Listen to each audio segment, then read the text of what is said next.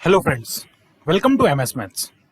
So now in this video we are going to discuss about Fabry-Perot interferometer. So Fabry-Perot interferometer हमारा एक running topic था और ये basically इसका जो है वो पार्ट थर्ड वीडियो में हम आज डिस्कस करेंगे। जो टॉपिक है, दो टॉपिक यहाँ पे डिस्कस करेंगे, visibility and sharpness of the fringes. ये दो टॉपिक यहाँ पे हम डिस्कस करेंगे। ओके, तो यहाँ पे सबसे पहले देखते हैं कि हमने क्या क्या डिस्कस कर लिया है। Fabry-Perot इंटरफेरोमीटर जो होता है उसकी कंस्ट्रक्शन, उसकी वर्किंग प्रोसेस, वो हमने पार्ट 1 में डिस्कस किया था।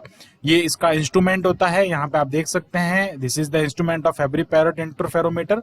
एंड यहाँ पे जो आप देख रहे हैं आगे, ये बेसिकली इसका एक जो इंस्ट्रूमेंट है, ऑपरेटर है, उसी का डायग्राम है। यहाँ पे इसकी वर्किंग प्रोसेस है, कैसे इस टाइप में सर्कुलर रिंग्स के फॉर्म में फ्रिंजेस बनती है। एंड इंटेंसिटी ऑफ फ्रिंजेस का पूरा डेरिवेशन हमने किया था, जिसमें हमने देखा था कि मैक्सिमम इंटेंसिटी क्या होती है फ्रिंजेस की या मिनिमम इंटेंसिटी क्या होती है, इसके लिए हमने पूरा डेरिवेशन किया था और उसके लिए कर्व के बारे में डिस्कस किया था, जो कि आप पार्ट 2 में देख सकते हैं। पार्ट 1 एंड पार्ट 2 की लिंक आपको डिस्क्रिप्शन में मिल जाएगी और आई सजेस्ट यू पहले आप वो वीडियो देखें, जिससे कि आपको ये समझने में बिल्कुल आसानी होगी। सो यहां से हम स्टार्ट करते हैं कि विजिबिलिटी ऑफ फ्रिंजेस।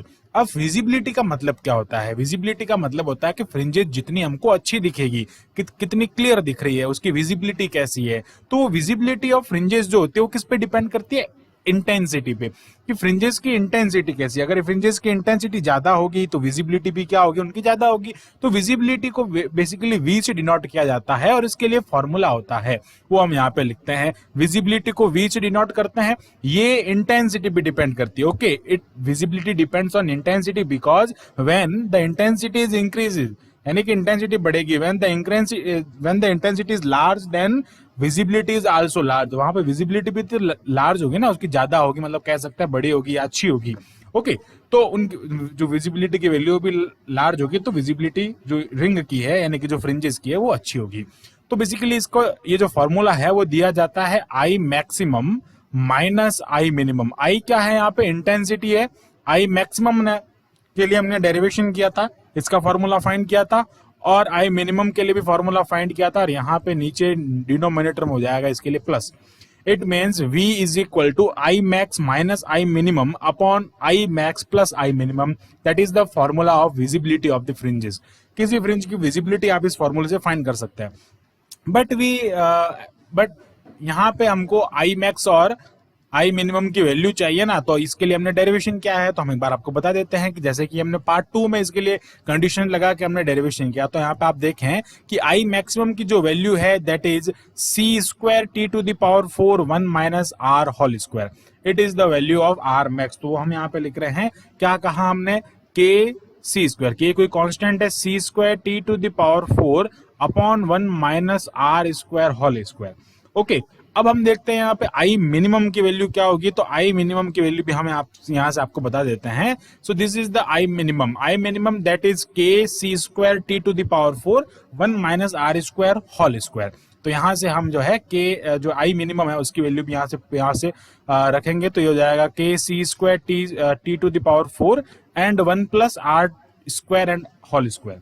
सो ये जो वैल्यूज हम यहाँ पे पुट करेंगे तो हमारे पास में जो फॉर्मूला आएगा वो ही उसी के लिए विजिबिलिटी होगा। और हमको ये देखना है कि विजिबिलिटी किस पे डिपेंड करता है। बेसिकली विजिबिलिटी जो होता है वो आई पे डिपेंड करता है। तो आई किस पे डिपेंड करता है? रिफ्रैक्शन जो कोफिशिएंट होता है उस पर डिपेंड करता है, यानी कि जो आर होता है हमारा उस पर आई डिपेंड करता है। तो बेसिकली वी भी क्या करेगा? इनडायरेक्टली आर पे डिपेंड करेगा, जिस जो रिफ्लेक्शन कॉफिशिएंट है, जिस रिफ्लेक्शन कॉफिशिएंट का हमने उस पर कोटिंग किया है, बिकॉज जो प्लेटेज होती हैं इनकी उन प्लेटों पे कोटिंग की जाती है, उस कोटिंग का जो रिफ्लेक्शन कॉफिशिएंट होगा ये उस पर इनडायरेक्टली क्या करेगा? डिपेंड करेगा। तो यहाँ से इसका जो फॉर्मूला है वो क्या आ जाएगा? V is equal to I maximum की वैल्यू हम यहाँ पे पुट करेंगे और इसकी वैल्यू भी पुट करेंगे। तो आप देख सकते हैं यहाँ पे जब हम वैल्यूज पुट करेंगे इनमें, तो वैल्यू पुट करने पे क्या होगा? ये जो ऊपर के सी स्क्वायर टी स्क्वायर है, इधर भी के C square T square. Okay, तो यहाँ से क्या होगा? इनकी वैल्यू क्या होगी? कॉमन आगे कट जाएगा ना, तो यहाँ से मैं इनकी वैल्यू नहीं लिख रहा हूँ, डायरेक्ट हम यहाँ से इसको लिख रहे हैं 1 plus R square whole square minus ये हो जाएगा 1 minus R square whole square upon क्या हो जाएगा? यहाँ पे आप देख सकते हैं 1 plus R square whole square plus ये हो जाएगा 1 माइनस ये हो जाएगा 1 minus R square whole square. Okay, तो ये जब आप इसमें वैल्यूज पुट करेंगे तो K C square T to the power 4 common आके कट हो जाएगा और बेसिकली हम इसको इस फॉर्म में लिख देंगे। उनका एलसीएम भी कट हो जाएगा और ये वापस जो है इस फॉर्म में भी यहाँ पे आ जाएगी। तो इनका एलसीएम लेंगे तो इसका यहाँ पे देख सकते हैं ये जो आई जो है 1 plus R square whole square जो है इसके अपॉन में होगा, तो यहाँ से इसका अपॉन में उधर चला जाएगा। तो बेसिकली टोटली जब आप ये वैल्यू इसमें पुट करके रखेंगे तो आपके पास में ये आंसर आएगा। अब आप इसका सॉल्यूशन अगर थोड़ा करें तो इसको देखें कैसे सॉल्यूशन होगा। मैं इसका होल स्क्वायर ओपन कर रहा हूँ। होल स्क्वायर ओपन करेंगे a प्लस बी का, तो ए स्क्वायर प्लस आर स्क्वायर क्या हो जाएगा आर टू द पावर 4 और यहाँ पे आ जाएगा प्लस 2 आर स्क्वायर, माइनस है यहाँ पे और इसका हम अगर होल स्क्वायर खोलेंगे तो ये हो जाएगा 1 प्लस आएगा यहाँ पे जो कि प्लस जो है वो माइनस से माइनस हो जाएगा, that is R to the power 4 और माइनस आएगा जो कि यहाँ पे क्या हो जाएगा प्लस हो जाएगा आर, ये जो इसकी वैल्यू है यहाँ पे जो माइनस है इससे ये प्लस हो जाएगा। नीचे भी सेम कंडीशन होगी बट उसमें प्लस है तो सिंपली क्या हो जाएगा यहाँ पे ये हो जाएगा R to the power 4 2 R square और यहाँ पे हो जाएगा प्लस 1 आर, यहाँ पे हो जाएगा आर टू द पावर 4, यहाँ पे आ जाएगा माइनस 2 आर स्क्वायर। ओके, ये आ जाएगा प्लस होगा यहाँ पे भी। तो आप देख सकते हैं यहाँ पे ये टर्म और 1 यहाँ पे कैंसिल हो रहा है। नीचे कौन कैंसिल हो रहा है, ये वाले टर्म जो है वो नीचे कैंसिल हो रही है। इट मींस विजिबिलिटी हमारे पास में क्या आ रही है, विजिबिलिटी को ऊपर देखे तो ये हो जाएगा 4r टू द पावर 4, ये हो जाएगा 2r square and 2r square, that means 4r square हो जाएगा। यहाँ पे क्या हो जाएगा 4r स्क्वायर और अपॉन में क्या आ जाएगा, यहाँ पे अपॉन में आप देखते हैं तो क्या हो जाएगा 1 plus 2r to the power 4, ये होगा ना, sorry 1 plus 1 that means 2 plus ये हो जाएगा 2r टू द पावर 4 और जब आप इसको सॉल्व करते हैं इनमें से 2 कॉमन लेके that is 2r square upon 1 plus r to the power 4। This is the formula of visibility. Visibility को हम इस फॉर्मूले से सॉल्व कर सकते हैं। It depends on R, R की वैल्यू यहाँ पे आप देख सकते हैं। अब आर जो होता है ना वो फ्रैक्शनल होता है, इट मींस आर की वैल्यू पॉइंट में होती है। जैसे मैं बात करता हूं कि आर मैंने यहाँ पे लिया है 0.5 0.8, तो इसके लिए क्या होगा विजिबिलिटी अलग अलग होगी ना। तो अगर हम यहाँ पे आर की वैल्यू आर की वैल्यू ऑलरेडी छोटी है, इट मींस पॉइंट में, तो आर की वैल्यू ऑलरेडी छोटी है और उसका हम वापस आर टू द पावर 4 कर रहे हैं, इट मींस यहाँ पे जो वैल्यू होगी ना वो बहुत कम होगी। वैल्यू बहुत कम होगी तो क्या होगी, विजिबिलिटी बढ़ेगी। और यहाँ पे आप ऊपर देखें कि यहाँ पे क्या है, स्क्वायर है। स्क्वायर करने पे उतना फर्क नहीं पड़ेगा जितना हम उसका पावर 4 कर रहे हैं। इट मींस हम कह सकते हैं कि ये आर के प्रोपोर्शनल भी है और जो इसका इनवर्सली प्रोपोर्शनल भी है। तो यहाँ पे विजिबिलिटी जो होती है वो माइकलसन इंटरफेरोमीटर होता है उससे अच्छी होती है। क्यों होती है कि माइकलसन इंटरफेरोमीटर में उसकी क्लियरनेस इतनी अच्छी नहीं होती फ्रिंजेस की, जो कि यहाँ पे अच्छी होती है। तो ये हम उसके कंपैरिजन में देख सकते हैं कि जो फैब्री पैरेट इंटरफेरोमीटर है वो माइकलसन से थोड़ा अच्छा आता है। अब इसका कंपैरिजन हम एक और तरीके से भी कर सकते हैं, that is sharpness of fringes. Sharpness of fringes is also depend on the intensity. ये इंटेंसिटी पे डिपेंड करता है बट वो नॉर्मल इंटेंसिटी पे, वहां पे मैक्सिमम या मिनिमम इंटेंसिटी नहीं है। वहां पे हम क्या करते हैं, जब हम इसकी शार्पनेस फाइंड करते हैं किसी फ्रिंज की, तो ये तो आ गया हमारे पास में विजिबिलिटी का फॉर्मूला। अब मैं शार्पनेस की यहाँ पे बात करता हूं, तो शार्पनेस के लिए मुझे कंडीशन या फॉर्मूला जो भी फाइंड करना है वो हम यहाँ देखते हैं। The intensity of the fringes is given by, intensity का फॉर्मूला हमने फाइंड किया वो मैं हम आपको यहाँ पे बताते हैं कि इंटेंसिटी का फॉर्मूला क्या होता है।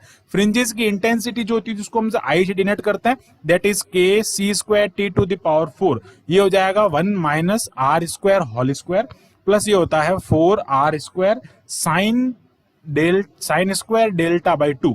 This is the formula of intensity और ये हम यूज करते हैं यहाँ पे जो फॉर्मूला होता है इंटेंसिटी के लिए। बट यहाँ पे ऊपर हमने जो यहाँ पे स्पेशल केस लगाया ना, यहाँ पे हमने आई मैक्सिमम और इनकी वैल्यू पुट की। ओके, यहाँ पे हमने आई मैक्सिमम और आई मिनिमम की वैल्यू पुट की है। बट हम यहाँ पे नॉर्मली अगर इंटेंसिटी की वैल्यू देखें तो आप यहाँ पे देखें हमने इसके लिए डेरिवेशन क्या है and this is the value of intensity, ये वैल्यू हमने वहां पे पुट की है। ओके, तो अब हम चलते हैं यहाँ से हमारे डेरिवेशन की ओर और हम यहाँ पे डेरिवेशन इसका स्टार्ट करते हैं कि बेसिकली आपको शार्पनेस का मतलब समझना है कि शार्पनेस का मतलब क्या होता है, हम इसके कर्व से समझते हैं। इंटेंसिटी का जो कर्व होता है उससे हम समझते हैं कि ये बना हुआ है यहाँ पे इंटेंसिटी का कर्व। इसी टाइप से हम यहाँ पे इसको समझते हैं कि कोई किसी फ्रिंज का, किसी एक फ्रिंज के लिए हम यहाँ पे देखते हैं कि इंटेंसिटी का कर्व कुछ इस टाइप से होगा। ओके, तो हम यहाँ पे एक बार इंटेंसिटी के जो कर्व है उसको बना लेते हैं। तो हमें यहाँ पे ले रहा हूँ इंटेंसिटी के एक कर्व की मैं बात करता हूँ। इस कर्व में क्या हो रहा है कि एक फ्रिंज है कोई, ओके, यहां से हम क्या करते हैं कि इस टाइप से मैं एक इंटेंसिटी का कर्व बना रहा हूं। अब यहाँ पे अगर एक बार मैं इसको सही से बना लेता हूं, यहाँ पे अगर हम यहाँ पे इसकी इंटेंसिटी की बात करते हैं तो इंटेंसिटी क्या होता है, यहाँ पे इसका क्या होगा, मैक्सिमम वैल्यू होगा। तो यहाँ पे हो जाएगा आई मैक्सिमम। जब हम इसकी शार्पनेस की बात करते हैं ना, तो शार्पनेस क्या होता है कि शार्पनेस की कंडीशन जब आपको देखनी है तो आई मैक्सिमम जो होता है, जो उसका पीक पॉइंट होता है, उससे आपको क्या करना है, हाफ में आना होता है। इट मींस उसका हाफ करना होता है, उसके अर्ध बिंदुओं पर आना होता है। हाफ पॉइंट्स जो हैं ये हम ऐसा लेट करते हैं कि यहां पे इसके हाफ पॉइंट्स है, that is I maximum upon 2। ये जो वैल्यू है, यहां तक की जो डिस्टेंस आप देखेंगे इसमें, इस डिस्टेंस को हम क्या कहेंगे, यहाँ पे इसको हम यहां से लेट करेंगे कि ये जो इसकी डिस्टेंस है ये यहाँ पे डेल्टा एच होगी। इट मीन जो उसका फेज है, यहाँ पे आप जो फेज देखेंगे वो फेज क्या है इसमें, अगर आप इसको यहां से हम इसको डिनोट कर लेते हैं, that is delta H.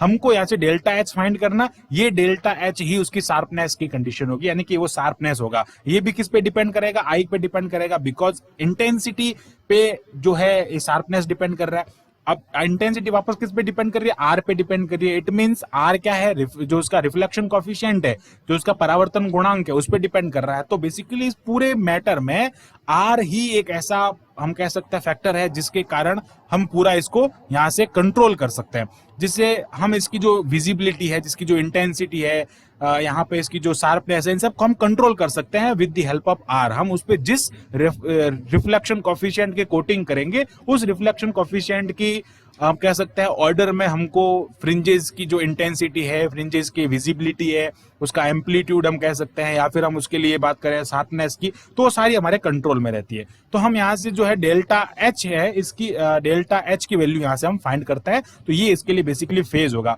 But हमको कंडीशन क्या ध्यान रखनी है यहाँ पे कि आई मैक्सिमम होता है, और आई मैक्सिमम के लिए एक और कंडीशन आप ध्यान रखें यहाँ पे। तो बेसिकली अगर मैं डेल्टा मैक्सिमम की बात करता हूँ ना, इसके ऊपर मैं अगर यहाँ पे चला जाता हूं, तो डेल्टा मैक्सिमम जो होता है यहाँ पे, डेल्टा मैक्सिमम की कंडीशन जो होती है वो क्या होती है, 2n पाई होती है। क्या होती है, 2n पाई। अगर मैं देखूं यहां से कि ये जो इसकी कंडीशन है, ओके, मैं एक अलग कलर से इसको डिनोट कर लेता हूं, ये होती है 2n पाई होती है। ओके, तो यहां से ये जो इसकी कंडीशन होती है, जो इसकी मेन पीक पॉइंट होता है, यहां से ये जो इसकी कंडीशन होती है, इसको हम किसे डिनोट करते हैं, 2n पाई से।